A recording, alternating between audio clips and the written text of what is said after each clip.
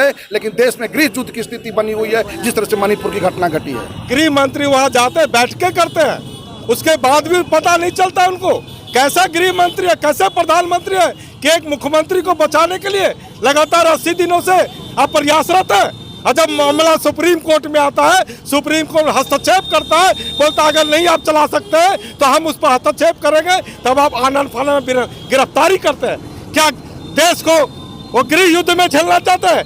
क्या चाहते हैं कि हर राज्य में गृह युद्ध फैले?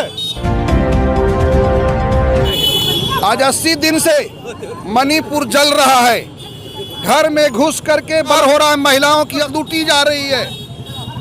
आज हमारे देश के प्रधानमंत्री चुप्पी साधे हुए हैं। मणिपुर में सरकार उन्हीं का है, देख देख भी जिम्मेवारी उन्हीं का है। आज सभी जगह पर कर रहे हैं, डबल इंजन की सरकार है। क्या कर रही है? मोदी जी कहाँ हैं? आज उनके सांसद लोगों की अस्मत लूट रहे हैं, लोगों को रोड पर नंगा घुमाया जा रहा है, घर में घुस कर कार्य किया जा रहा है। पूरे मणिपुर जल रहा है और प्रधानमंत्री चुप हैं। सुप्रीम कोर्ट गाइडलाइन दे रहा है।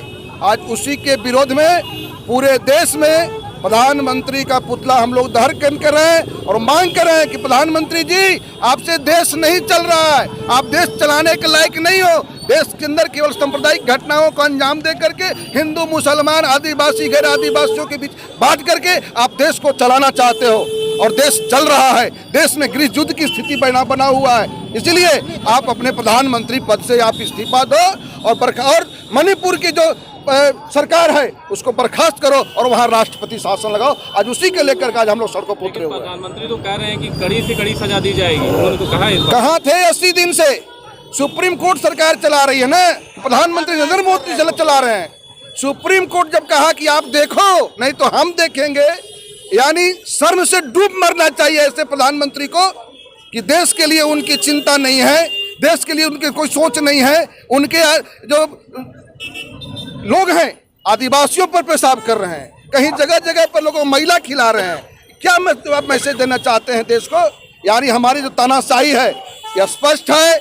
उन्होंने जो नए पार्लियामेंट के उद्घाटन के समय जो सेंगल लाए हैं, राजदंड लाए हैं, उस राजदंड के आधार पर देश को चलाना चाहते हैं। हम भारतीय कम्युनिस्ट पार्टी की ओर से उनको विरोध करते हैं, निंदा करते हैं और पूरे देश में सड़कों पर उतर करके उनके इस्तीफा की मांग कर रहे हैं। 2024 के चुनाव में क्या होगा? 2024 के चुनाव में इंडिया जीतेगा और एनडीए हारेगा।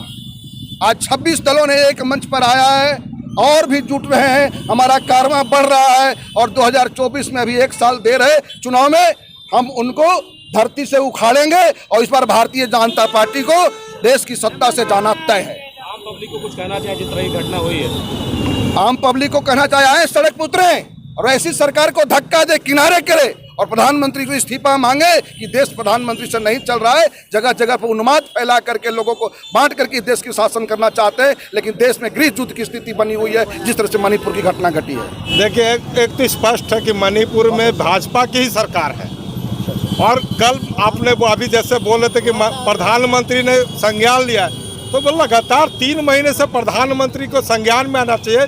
गृह मंत्री वहाँ जाते बैठ के करते हैं, उसके बाद भी पता नहीं चलता उनको कैसा गृह मंत्री है, कैसे प्रधानमंत्री है कि एक मुख्यमंत्री को बचाने के लिए लगातार 80 दिनों से आप प्रयासरत है। और जब मामला सुप्रीम कोर्ट में आता है, सुप्रीम कोर्ट हस्तक्षेप करता है, बोलता अगर नहीं आप चला सकते हैं तो हम उस पर हस्तक्षेप करेंगे, तब आप आनन फानन में गिरफ्तारी करते हैं। क्या देश को वो गृह युद्ध में झेलना चाहते हैं? क्या चाहते हैं कि हर राज्य में गृह युद्ध फैले?